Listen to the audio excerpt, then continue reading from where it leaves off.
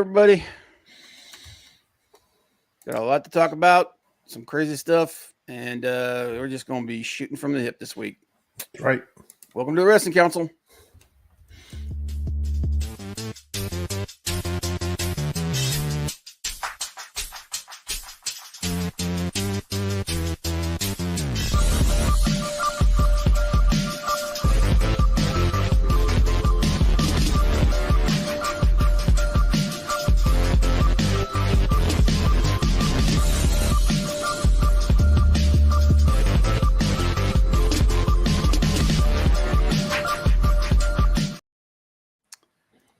Welcome to the Wrestling Council. I'm your host, Comic Book Bob. Joined as always by my good friend, Hollywood Frank. HW, baby. You can catch us here every Tuesday, 7 p.m. Eastern Time, talking about all the news in wrestling. You can also catch us on social media. Scroll below. It's in the description as well. And this was kind of a weird week for me, man, because I've been watching more New Japan than anything else because of the G1. Yeah. So, but yeah, interesting week. Getting some build up, heading towards SummerSlam, and All In, and we'll talk about that. We'll also talk about all the stuff that's going on in the news. Some more contracts expiring here, in the bidding war. The bidding war of 2024 continues. Just giving Johnny a chance to get the tweet, because I sent the tweet out a little late to the man. Little late. That's all right. It's a little late, but just give him a minute. But how's your week, man? I was on vacation, so that was good.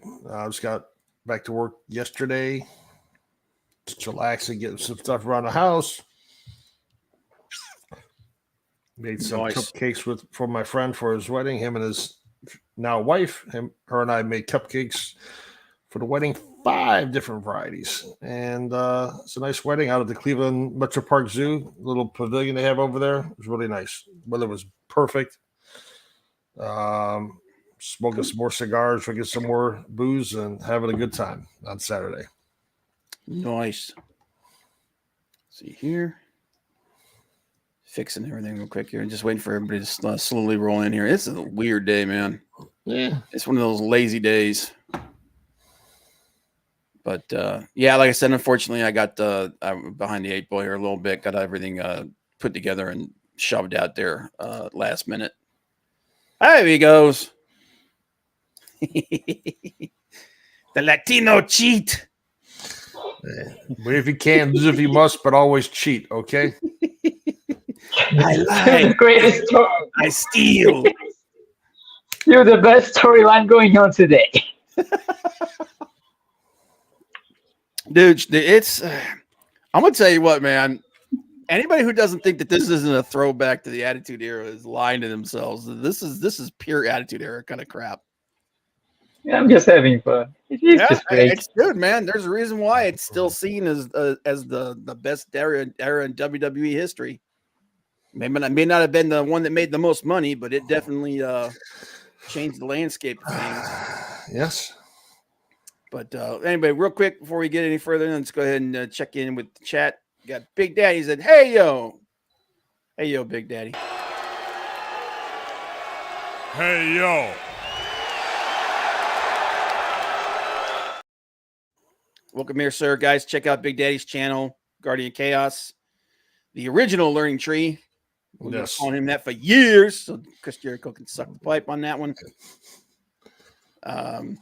But yeah, go over there, guys. A lot of wrestling history and just some good stuff. Yeah. Leg Kick says, "Hail, Leg Kick. What's going on, man? Miss Saren, good evening, everyone. What's up, Miss Saren? Good evening." But yeah, interesting week. Like I said, we'll get into that. But before we go any further than that, let's see here. Gonna just hang on for a second. I'm slowing it down just a little bit, like I said, because the notice went out a little too late. Give people a little bit of chance to trickle in here, but we'll go ahead and move on to our favorite segment of the show, something we call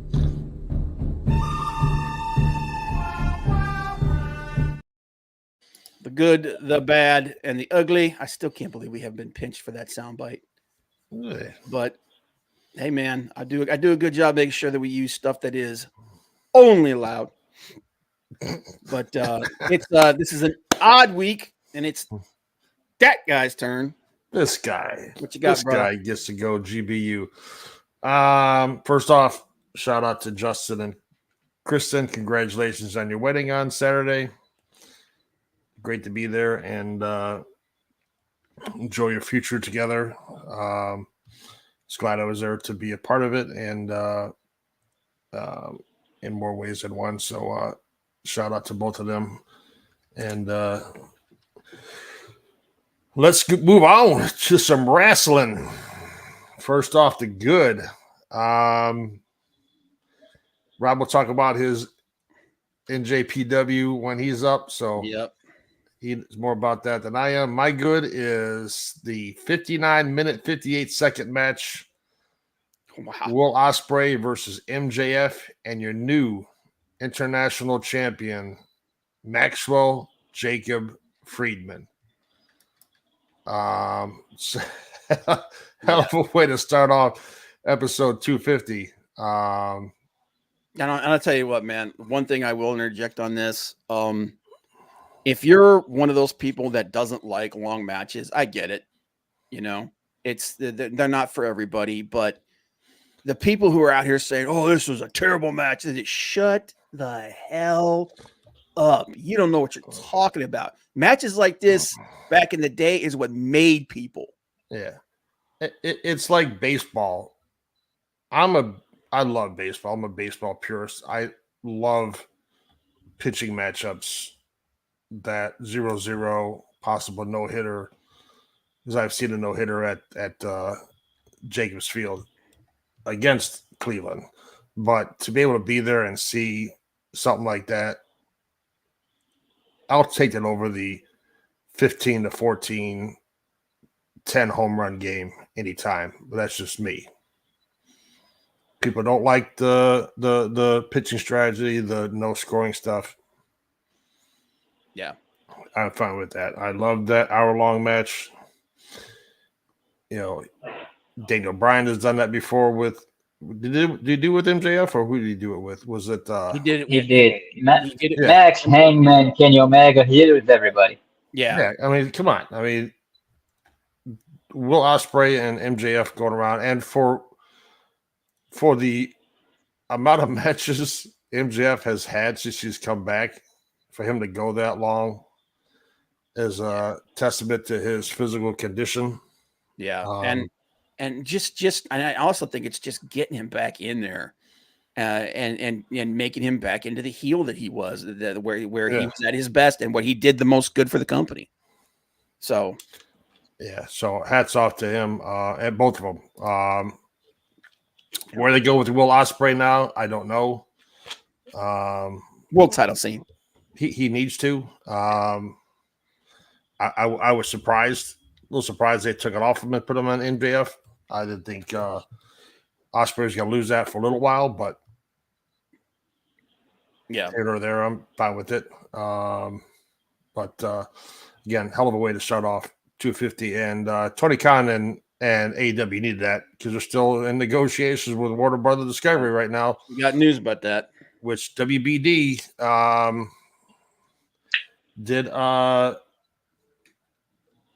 has an NBA contract for to televise the NBA.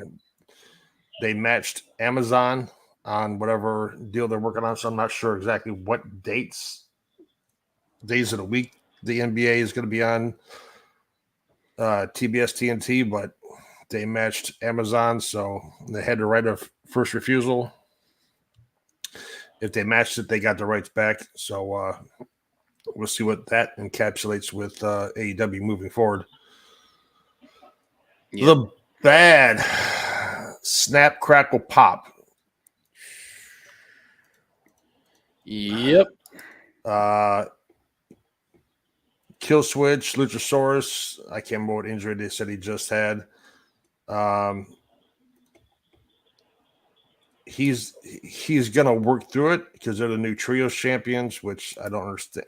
I mean, I understand taking it off because they didn't want to do the Freebird rule. Fine, whatever. But now he's injured. Sky Blue, who knows how long she's out for. Took a bad bump outside the ring. And for once, it wasn't somebody doing something crazy. It was just one of those things where she was taking a high cross body and her leg was just positioned wrong, and it happens. Yeah, and she'll be out for a while. Like I said, Luchasaurus is going to work through his injury. It's just it's the nature of the beast. Things happen. Now Riho, stupid move the week before, hurting her wrist. Sky Blue, not the same. She wasn't doing a stupid move. It just happens. It happens. I mean, hell, I saw the ladder match with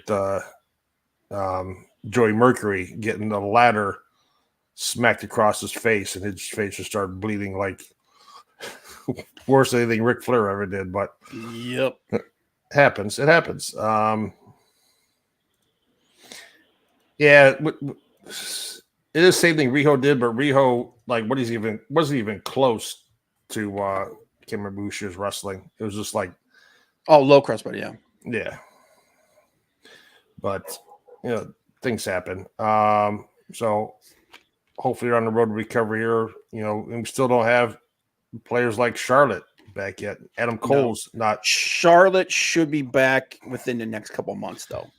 If she's on track. Cord Jade's out with NXT. I mean, you've got Adam Copeland, Edge out. I mean, it just comes with the territory of being a wrestler. You can be in the best physical condition of your life, and one wrong move, and you're done. You're right, Big Daddy. It is all about positioning. Yep. And that's one of the things. Like when Cody was talking about, one of the things that he had worries about in AEW was them not doing house shows, and that means you're not. Obviously, you got more time at home. There's a plus to that. You got more time to heal up and everything, but you're also getting fewer reps. And he felt like it was possible that you could fall behind on that. Maybe that's one of the things that's going on. It's definitely something that needs to be discussed and looked at. Yeah, I mean, you got Jay White. Didn't even mention him. He's out. He's got an ankle injury or something. He's expected to be back within the next couple of weeks, though. But yeah, that was one of the reasons why they went to the Freebird rule when they were doing the defending the belts, and that's why they dropped him. Right. I also think that they're planning. They're finally going to give Jay White the singles push that he deserves. I hope so. But he had an undisclosed foot injury.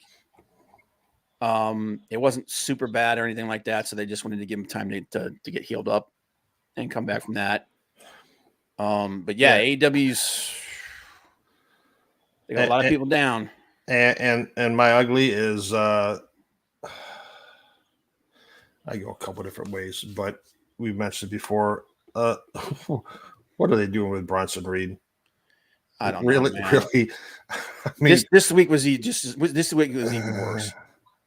He's out there to wrestle Pete Dunne, who turned on Sheamus, and then it was Sheamus coming out doing his bro kick, and then the 10 beats of the Bowery to Pete Dunne, and it's just like, okay. Yeah. Like, what? You get all dressed up, get all stretched out to go out there for nothing. Like, he's getting paid for it.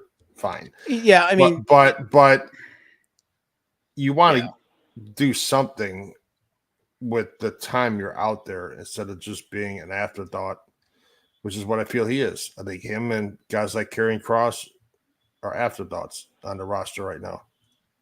I do. And the thing with him is that, like we said, we talked about, he's a really, really good big man.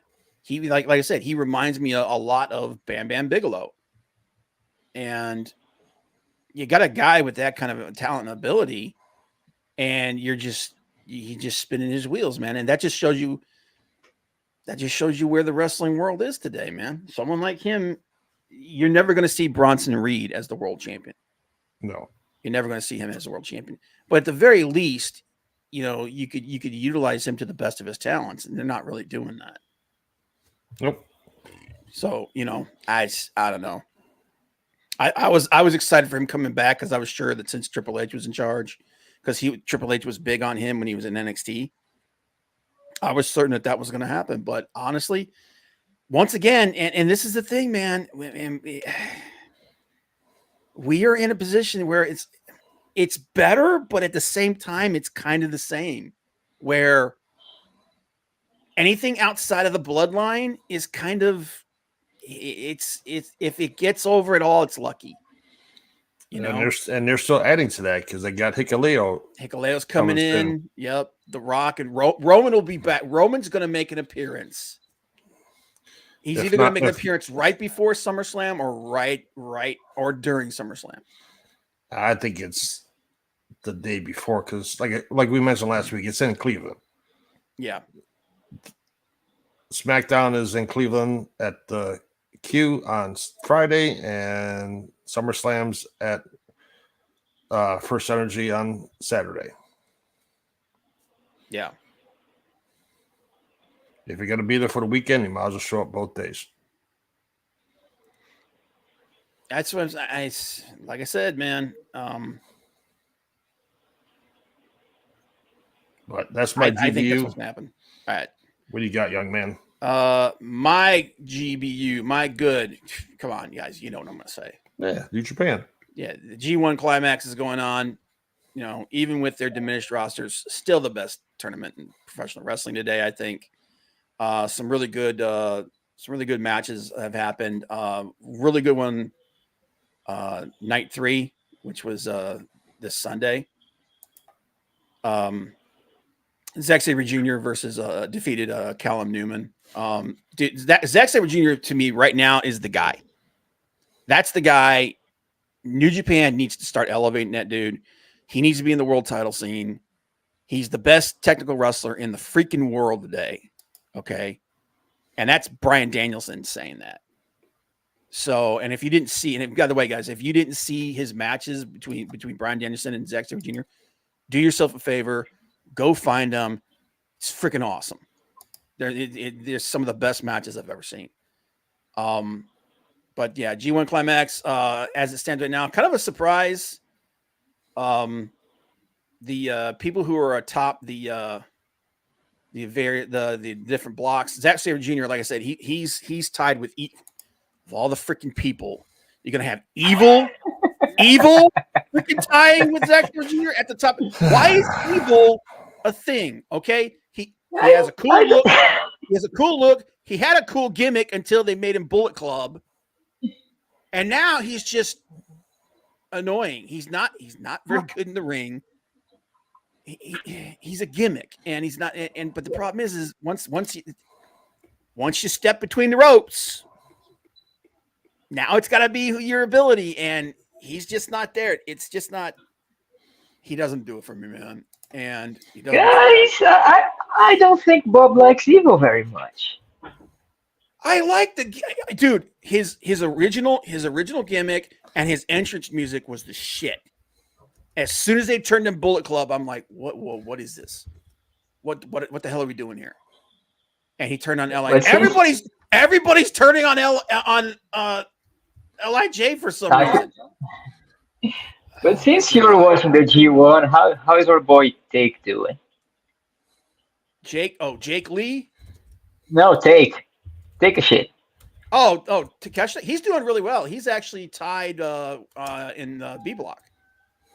No, okay. he had a really, really good match with Yuya Uemura. So no, they're letting him have a really good showing. Was it he just beat? Was it he just had a really, really good match with Jeff Cobb. So I mean, it's Jeff Cobb, man. Jeff Cobb would have a good match with a friggin' stack of potatoes. So, but No, the G1, it's always fun. It's always good. As I said, right now Zack Sabre Jr. is at 3 points. He's got 3 wins with 6 points. Evil is at 3 wins with 6 points. Shingo should be the dude. It should be Shingo versus Zack, but that's I don't get we're not allowed to have nice things. He's at 2-1 with 4 points. Gabe Kidd's at 2-1 with 4 points. So that's the top of the A block. B block, Yuya Mura. He's 2-0 with 4 points. Hanare is 2-0 with 4 points. Takeshita, Konosuke Takeshita, 2-0 with 4 points. And those are 3 of the guys that are at the top of the B block. This Thursday, the tournament continues. You got Hiroki Goto versus Bolton Oleg. Jeff Cobb versus Ren Narita. That should be a good match. El Phantasm versus Yota Tsuji. That should be another good match. And then Yuya Yamura versus Konosuke Takeshita. So that's going to be good. So there are good matches going on, guys. Even though like a lot of the star power just isn't there. If you like wrestling, man, the G1 it's up there. So that's my good for that. My bad. Just like Frank was saying, man, injuries, injury bug. And there are actually a couple of injuries in AEW in WWE, and where is it? That happened within the last couple of weeks. I'm trying to find it here. I'm trying to find them, but Tyler Bate on not this last Raw, but the Raw before, he was injured. He basically tore his left pectoral, and the surgery was successful. He's expected to be out for the remainder of 2024. Kofi Kingston suffered a minor sprain, so he's expected to miss a few weeks, but he should be back pretty soon. And I think that's it for WWE. AEW, unfortunately, like I said, Sky Blue suffered a broken ankle in her match against Takara Shida. So she's going to be out. She's going to be out for at least a couple months. Jay White obviously had the foot injury, but he's not expected to miss any significant time. So they expect him back in the next couple of weeks. Kill Switch, aka Luchasaurus, partially torn bicep is what he's got. But he's expected to work through it. Hopefully they'll let him, take it easy for a while so that he doesn't get jacked up. But a bigger injury, Dalton Castle. His injury is it was a head injury. He didn't suffer a concussion, but he is going, which is good. But he does have to undergo surgery, which means he's probably going to miss at least the remainder of 2024. So if you guys don't know who Dalton Castle is, he's a pretty flamboyant wrestler, but he's a very talented wrestler. He's a very good wrestler. So that's unfortunate, but the injury for him, they're kind of being mum about it. They're not really releasing exactly what was going on, or at least not up to the point that I was looking at into it. But hopefully, like, dude, like the friggin' the roster just gets worse and worse and worse and worse and worse for AEW, man. I mean, listen to this. This is their injury. This is their injury. The injured list. Adam Cole, which hopefully he'll be back soon, because he was when at Double or Nothing, he was out of the walking boot and he was moving around. So hopefully he'll be back soon. Honestly, I don't know. I don't think they know what to do with him now that Max has gone heel again. So Adam Copeland, obviously, he's out. I think Bandito's still injured. And the Blade is out. Dalton Castle, like I just said. Jamie Hayter's still out. Jamie Hayter, Eddie Kingston, Jay White, like I said, he has minor injury. JD Drake, he's dealing with a torn ligament in his foot. Julia Hart, she's been out since April. Keith Lee still has the health injuries that he had that are hindering him. Kenny Omega. Cole Carter is a newer one. He just went surgery for a broken arm. There's no return for that. Kota Ibushi, Mark Davis. We don't still know what's going on with Miro, Ortiz. Ortiz should be back soon though. Powerhouse Hobbs, he suffered that knee injury back on in April, at the end of April. So he's going to be out for, he'll be out for Riho. Russo, she's a pregnancy though, so I don't know why that's on the list here. Yeah. Scorpio Sky, he's been out for a long time. I think he should be back though soon. If he's not, I don't know why he isn't back already.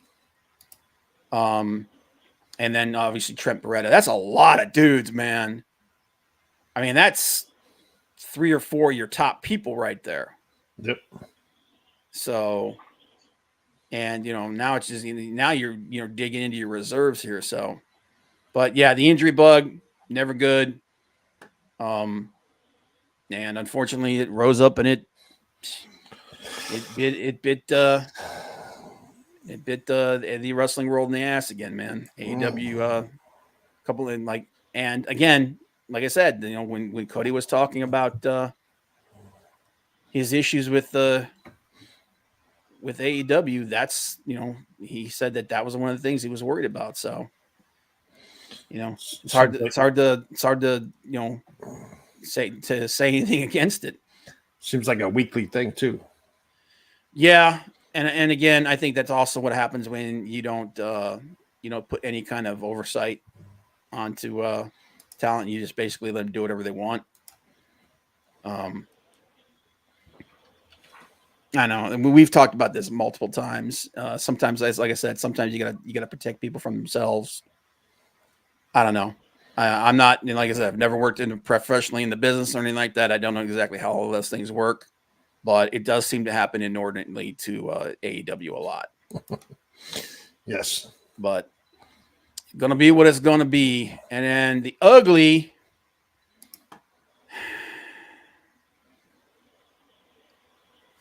Am I the only one that this Wyatt Six thing is just not hitting with?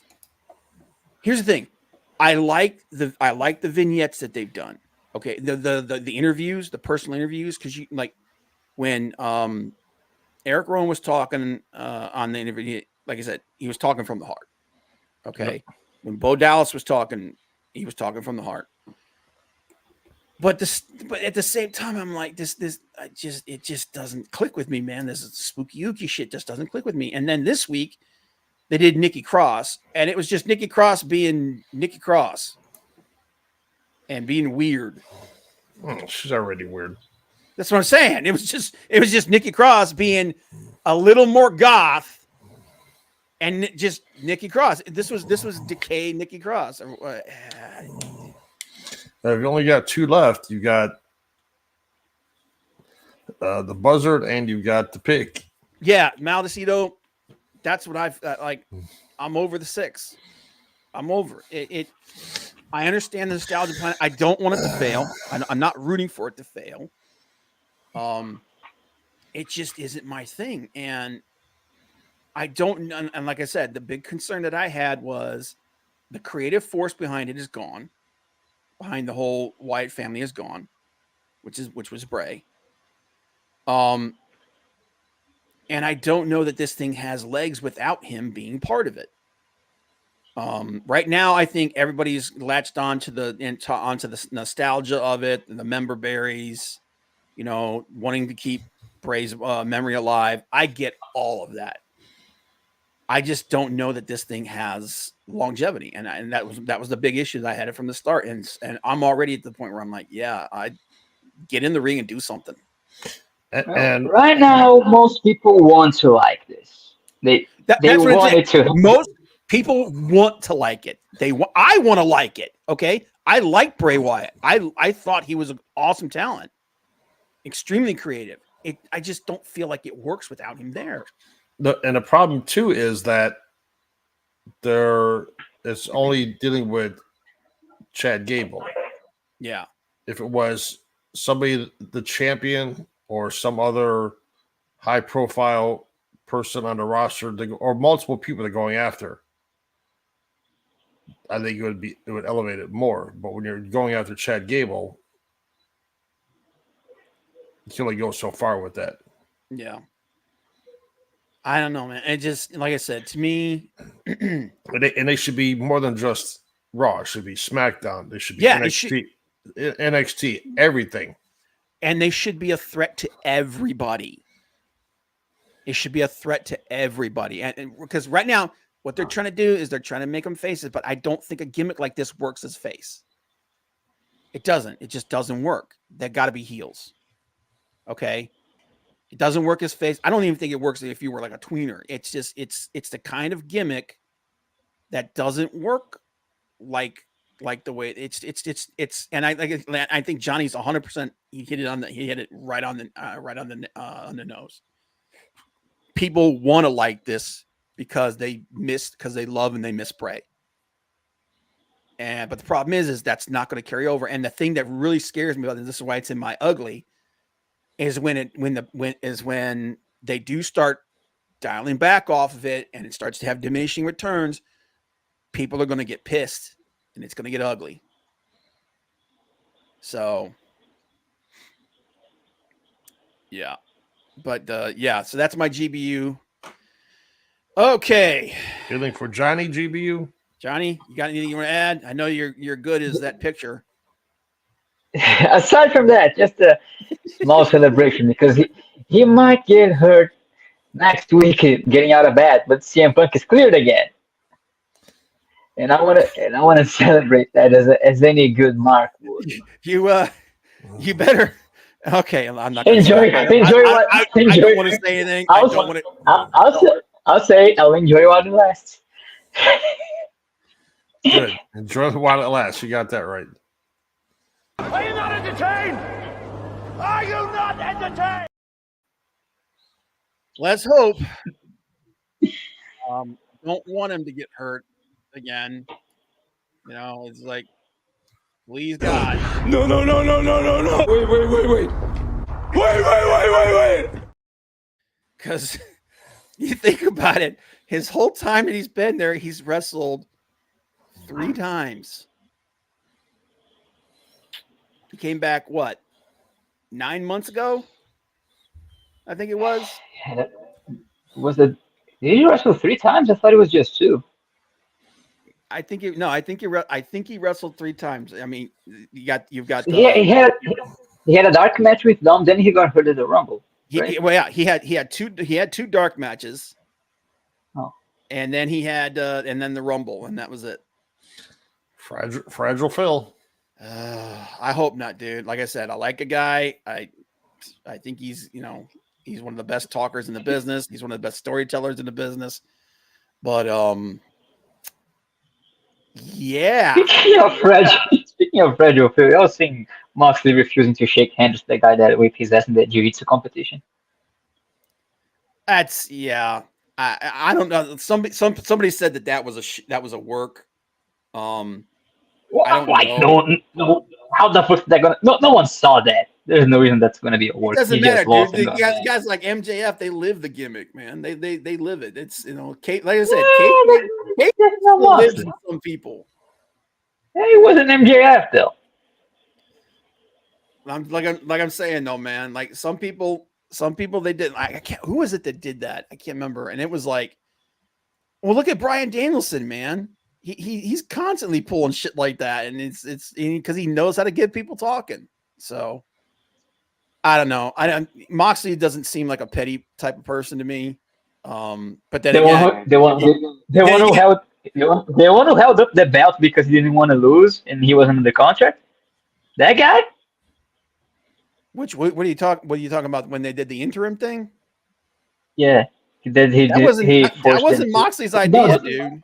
No, the time he forced Punk to lose to him in his first match back on that squash thing because he wasn't on the contract. He didn't want to be interim champion. That's not what it is. That was a storyline thing. Well, yeah.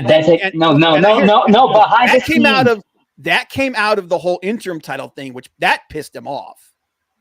But he was pissed him off. But he was the one who said, "I'm not going to lose to him unless But he was the one who said, "I'm not going to lose to him unless he loses to me first." Yeah, That was because him. No one else. he didn't want to be an interim. He didn't want to be a transitional champion, and I don't blame him for it. The dude, you got to remember what was going on at that time, man. When they had a problem, whenever something broke down, when everything was, who was the person they went to? It was him. What a fucking choice. And then Tony, that was just that was just an extension of another one of Tony's bad ideas. The whole interim title thing, dude. You want to see people get pissed off about interim titles? Go check out every time they tried that shit in the UFC. They lost their crap, and rightfully so. It's a stupid idea. If you can't defend the belt, you strip them of the belt, and then when they heal up and they come back, they get their title shot again. Yep. That's the way it's supposed to UFC. They like fight like twice a year anyway, so there's no reason to have that in UFC because they don't even fight that much. Oh no, dude. That's why so many things like this. Like whenever there was, all right, this guy's the interim champion. Like, yeah, it's a bullshit championship, and he has to fight the person that held it before they came back, and we're not going to recognize it. And that's the way it is. So I can understand. And it wasn't just that too. That like Moxley had a storyline idea that he wanted to do, and that's the way it worked. So, and to be fair, it's not like it hurt Punk. So, no, he was already hurt. That whole thing came out of Tony Khan not wanting, like he had his favorite new toy, which was CM Punk, and I don't want to take the belt off of him because it looks worse if you do it the way you're going to do it. So just do it, man. It's another one of the things that TK did that's just like doesn't make any sense. Yep. But anyway, all right. That's our GBU, guys. Appreciate you guys. Well, it goes in and tell us what you think your GBU is for this week. And yeah, so let's go ahead and get into it. So contracts. As we talking about as we've talked about multiple times, this year is the year of contracts. Tons of contracts coming up in both WWE and AEW. And definitely in New Japan, because of the way I gotta wonder if New Japan's gonna start doing now that Tanahashi's in charge, if they're gonna start doing their contracts set up differently so that all their friggin' talent doesn't disappear at the same time. Yep. So like Johnny disappears. Johnny just did. Because that really hurt that really it hurt them when they lost. It hurt them when they lost the original Elite guys. It hurt them when they lost Kenny Omega, and it hurt them when they lost Jay White. It really hurt them this year. He's back. Yeah, I got him. God damn it, boy. But okay, this time it wasn't a pig; it was a baby. Oh my God, it was the cartel this time. Yeah, in New Japan, like no company lost out worse than New Japan did. And but there are some talent that's about to be released from WWE, and that is Bobby Lashley, the almighty Bobby Lashley. Yep. And MVP. And possibly Tamina. Well, Tamina's already gone. From what I understand, she's done. I think she's got like a few more weeks maybe on her contract, and then she's out.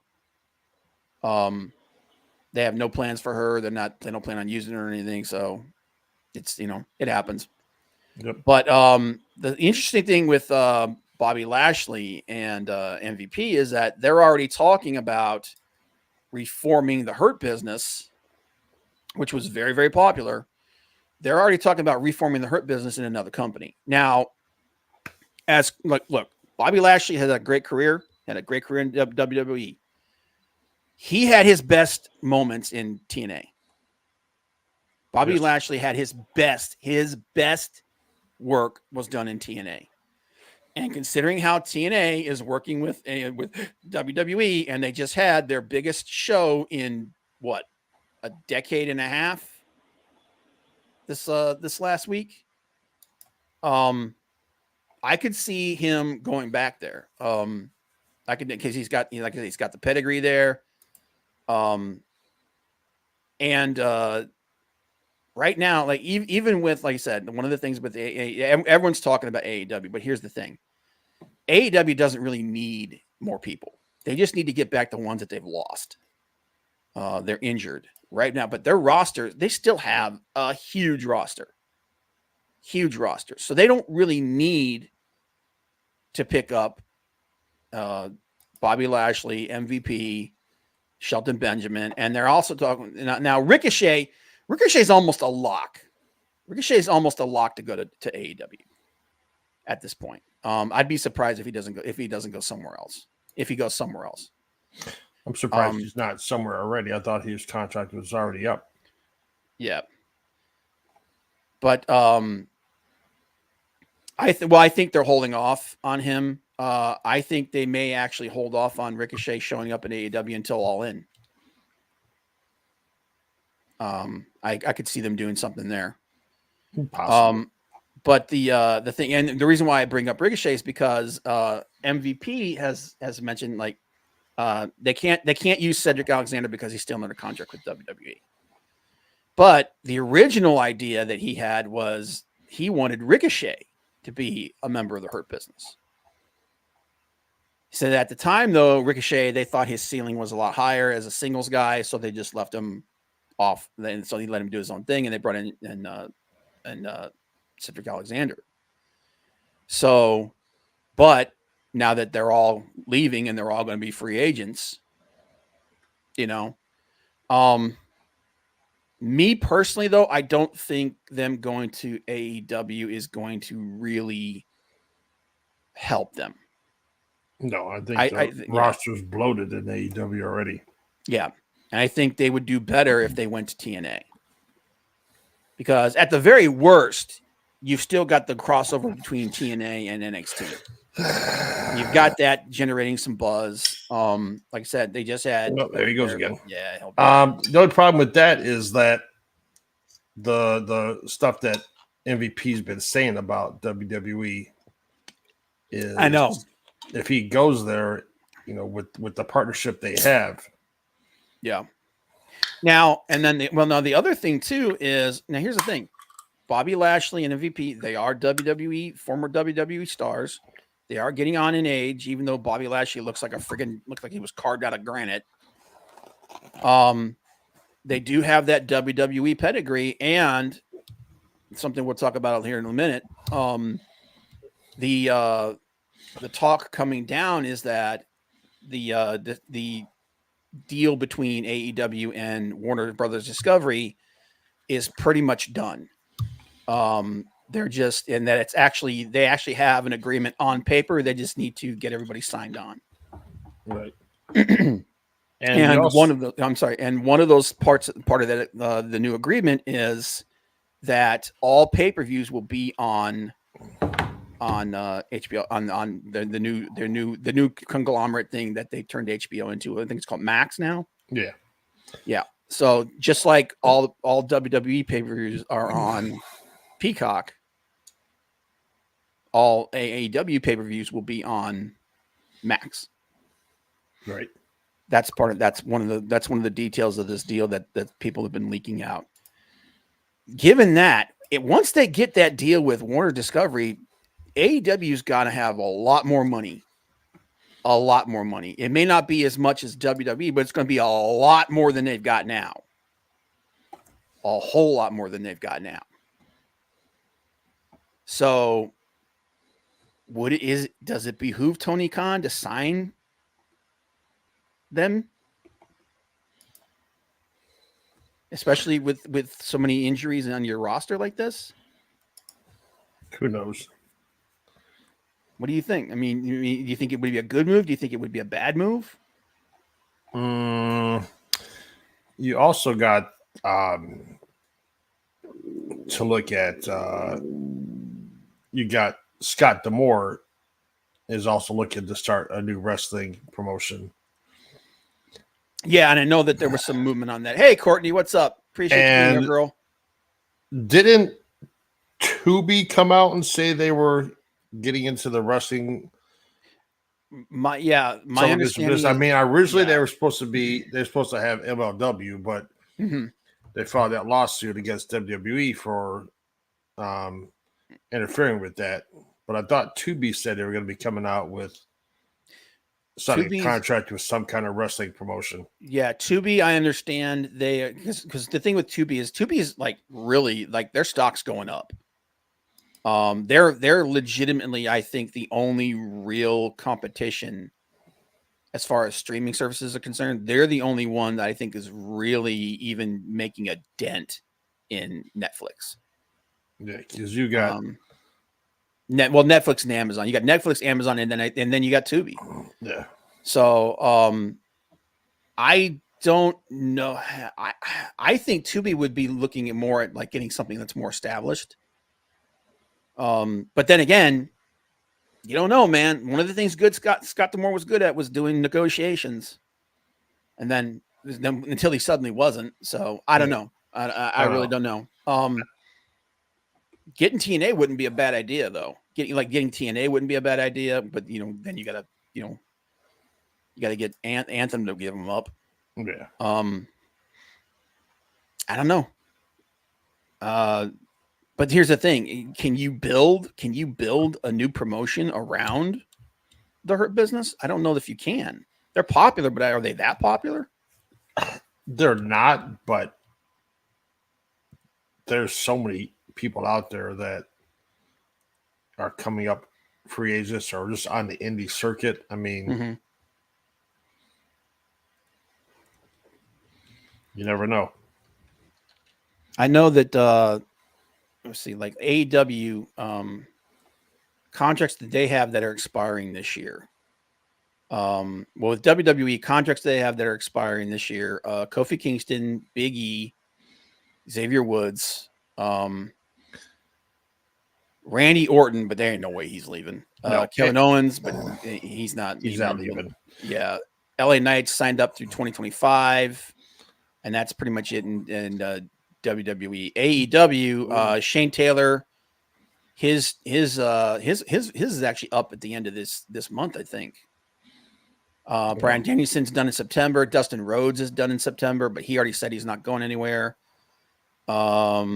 And then early next year, I think. Yeah, that's about it in AEW. Right. And granted they're older guys who were WWE, but you got guys like Ryback,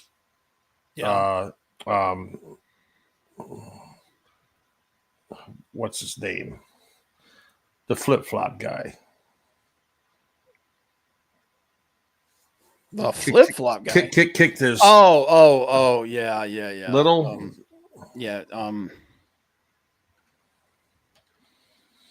But you got guys out there that are, for whatever reason, are not wrestling anywhere. Maybe just taking time off. Matt Riddle, there it is. Matt Riddle. You got guys like that are out there that could help get something kickstarted, like for a year or two, and bring in some kind of Matt Cardona. Yep. Yeah. You got the guys from Dark Order that aren't anywhere. I don't know where they're at.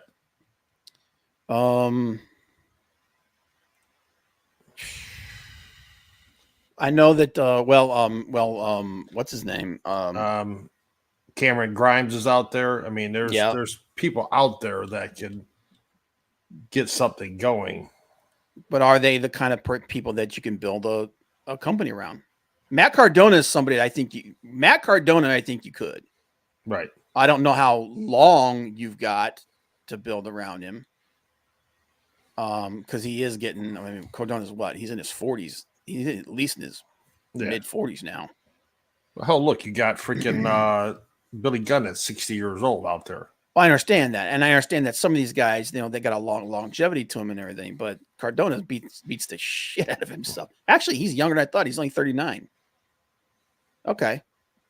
So, yeah, that makes sense. He'd be about the same age as Cody. So, I mean, that's a dude that that at least for the short term, you could build something around him. Right. Because he's got a big, indie following. I don't know, man. building a promotion is hard. It is. And you got to think that he's going to try to. Alan Angels is with Prestige. Yeah. What was his name? Stu Grayson. Even though he was with the Righteous in Ring of Honor for a while there, and I don't think he's still there now. But I mean, I'm sure that, like, don't get me wrong, man, like, there's talent everywhere. There's talent all over the place. I'm sure that they could, even if they just, like, a company like MLW or TNA, where they borrow some people, Right. you could do something like that. And considering how good of a relationship that he has with all the talent in TNA, Right. And you got guys like Arn Anderson's son. Yep. You've got what's his name? Dynamite Kid's. Oh yeah, Dynamite Kid Jr. Yeah. I mean, there's guys out there. I just don't know that they have, like, there's not a lot of guys out there with enough star power to really build a company around. But like I said, with his connection to TNA and all the talent there, I could see him doing something like that.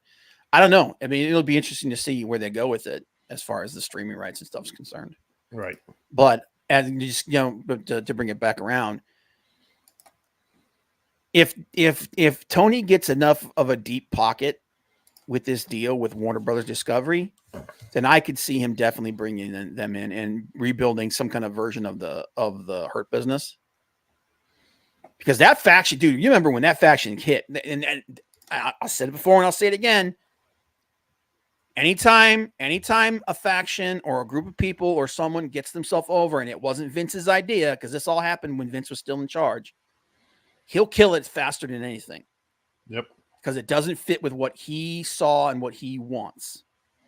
And the Hurt Business was big. They were booming. And Vince didn't want a faction. He wanted Bobby to be himself, by himself. And that's why they killed it. They didn't kill the Hurt Business because they weren't getting over. They killed the business. They killed the Hurt Business because they were getting over.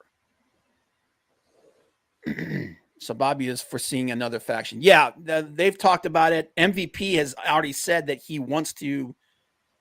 MVP's pretty much resigned himself that he's leaving WWE, and I think Bobby Lashley is too. And the one thing that that MVP has hinted at is he wants to try to rebuild the Hurt Business outside of WWE. And which isn't a bad idea, because especially if you can get the majority of the same people, if not all the same people, like if you slot Ricochet in to Cedric Alexander's spot, that's not a bad idea.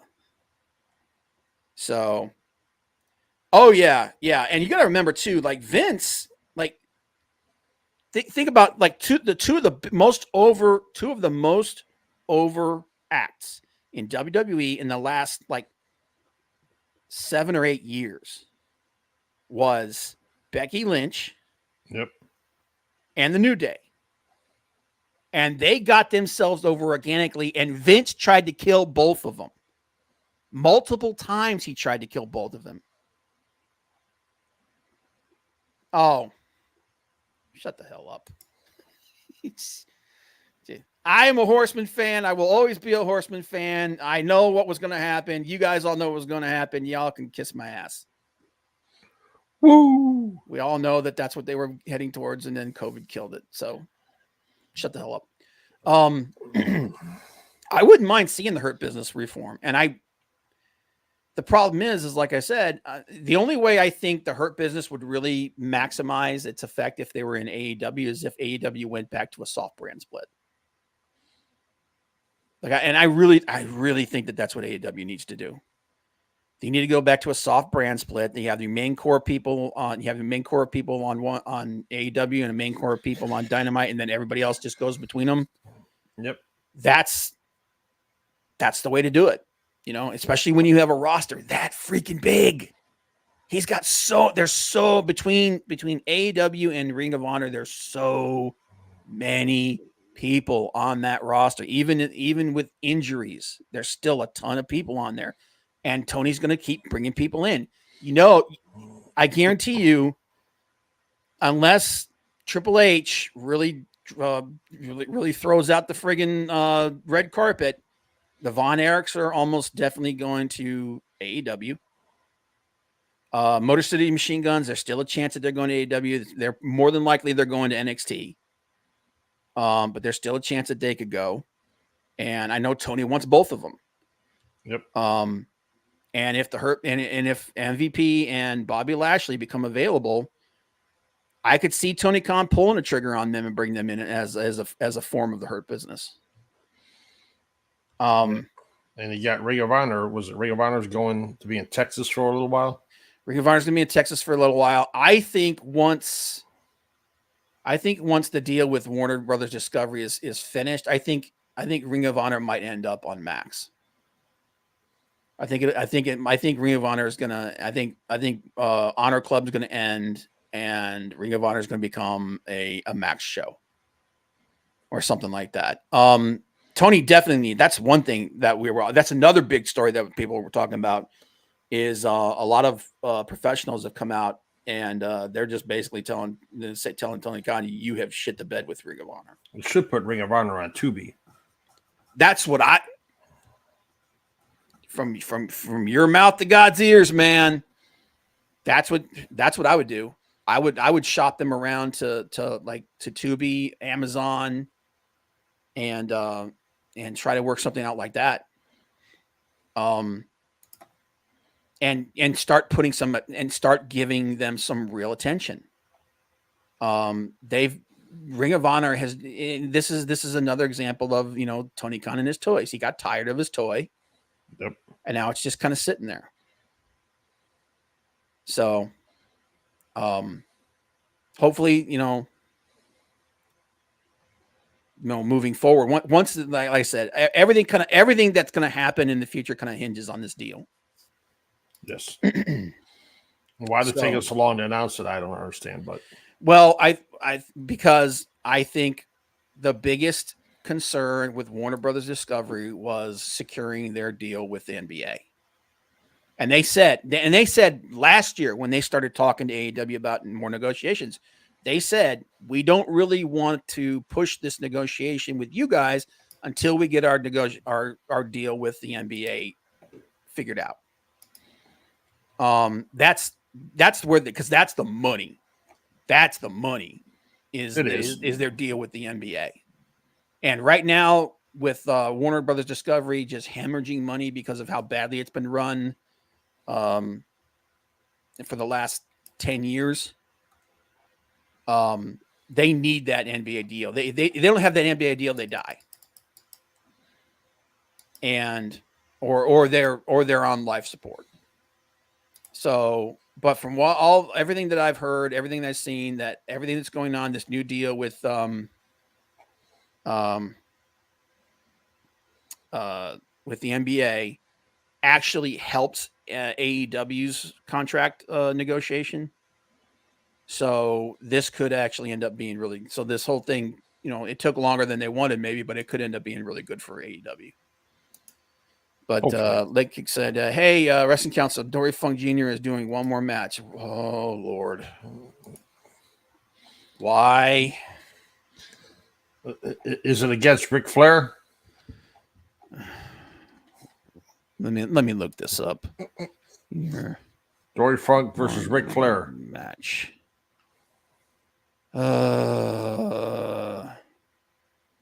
Dutch Mattel on Dory Funk Jr. Wrestling at 83.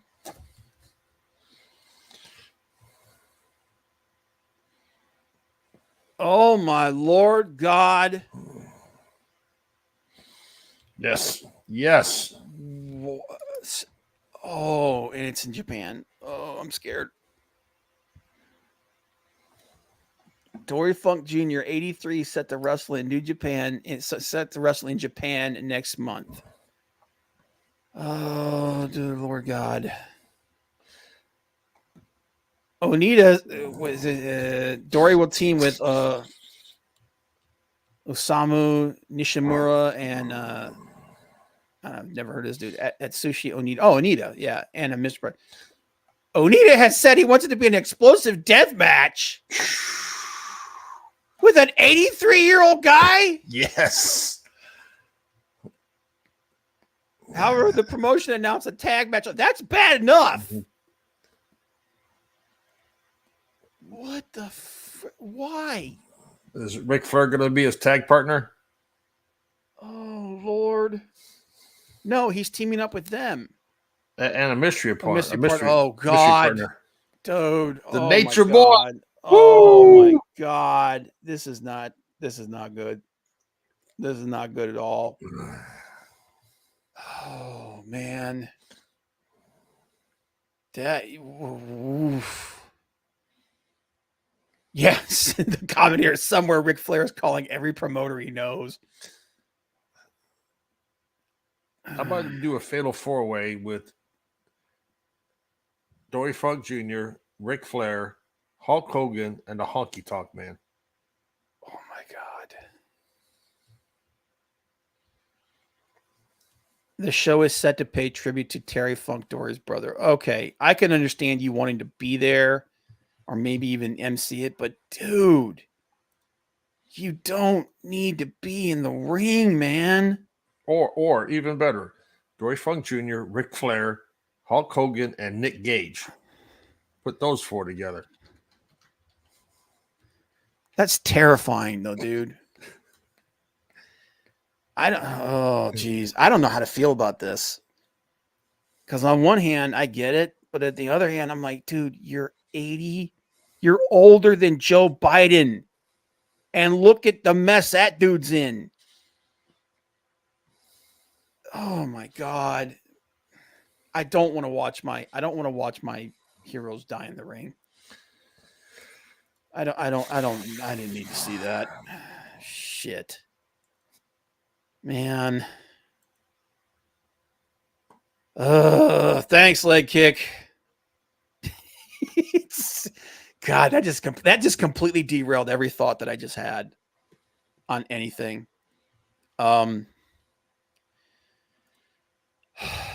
Yeah, so that's gonna happen. Yeah, he wants to be the first person to wrestle in 7 different decades. 6 wasn't enough?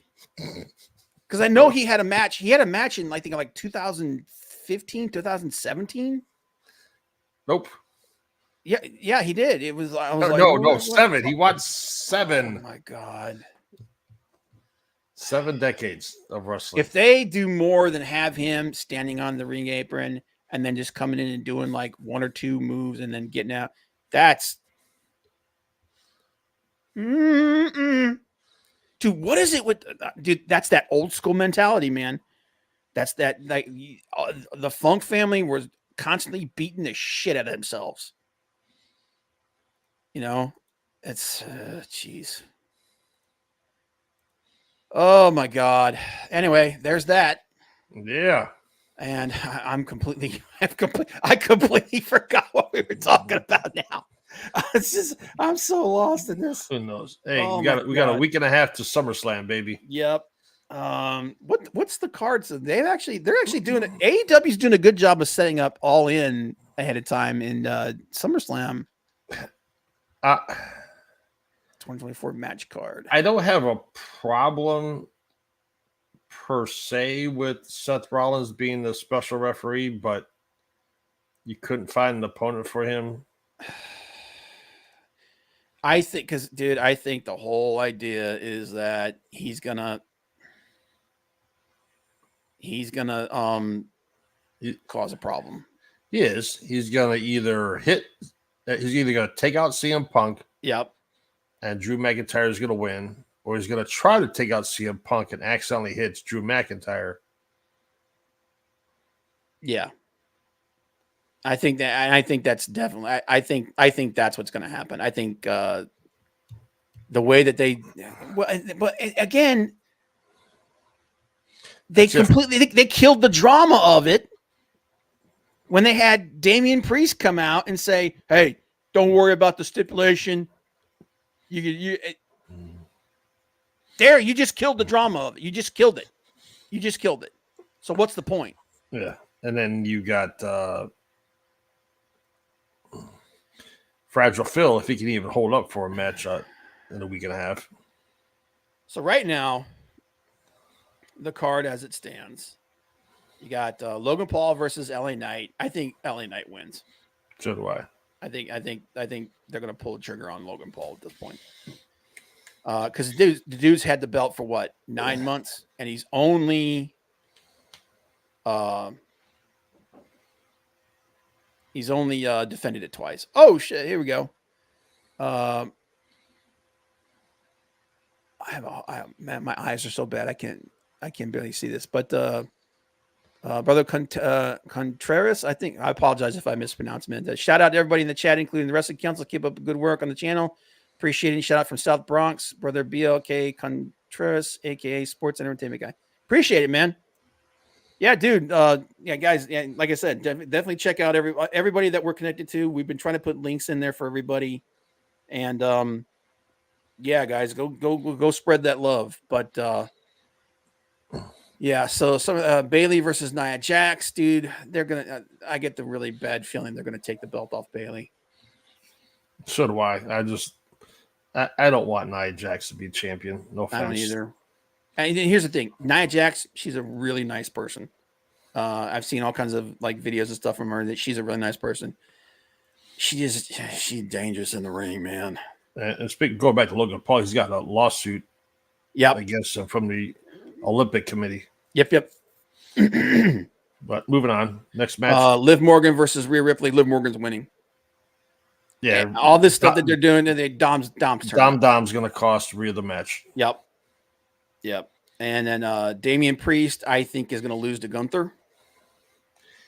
He should. I think basically SummerSlam is going to be the disintegration of the original version of Judgment Day.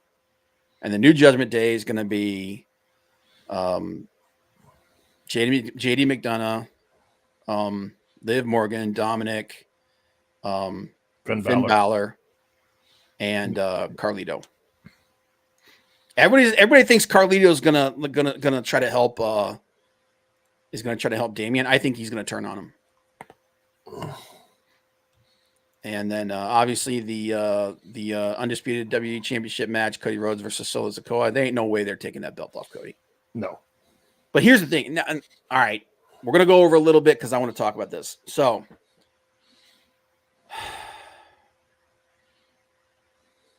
what do you think about the way that they have booked Cody since WrestleMania? Especially considering his interactions with the Bloodline. It's not that good. I don't think it is either. And I think if they do what I think they're going to do, where I think what's going to happen is Roman is going to come out during the match at SummerSlam, and the distraction is going to allow Cody to beat Solo. I think Solo's going to have Cody beat. And right before he pins him, Roman's music's going to hit. And the distraction is what allows Cody to beat Solo. If they do that, they are literally saying that Cody is a second level champion versus Roman. They're not if they don't book Cody strong in this in some way, they're basically saying that Cody isn't as good a champion as Roman. That's the way I feel about the way that they've booked this so far. Because every friggin' week he gets his ass beat. And it's like, and look, yeah, I get it. He's outnumbered. And still, at the same time, even when he's got people backing him up, Cody's still getting his ass beat. And if they have Roman come out and rescue him, they're basically saying, yeah, Cody's just holding the belt, keep the belt warm for Roman. Which I think is sending the wrong message. But we'll see what happens. You know, we got 2 more weeks. If Roman comes out before that, you know, then who knows what's going to happen. But if he comes out at SummerSlam like I think he's going to, then yeah. But all right, guys. Like I said, we went over that freaking shit with Dory Funk derailed the crap out of me, man. I'm sorry about that, guys. Like I said, it's something like that pops up. I gotta check it out and find out what's going on. But I want to appreciate everybody was here. Everybody knew Contreras. Appreciate the chat, man. Leg kick, Maldacito, Courtney, Gio the Sage, Big Daddy, Guardian Chaos, Miss Saren, Miss Saren, leg kick. Yeah, appreciate you guys. Well, like I said, go check out the G1. Even though they don't have the stars they used to have, dude, it's still awesome, guys. And we will catch you guys next week. Bye.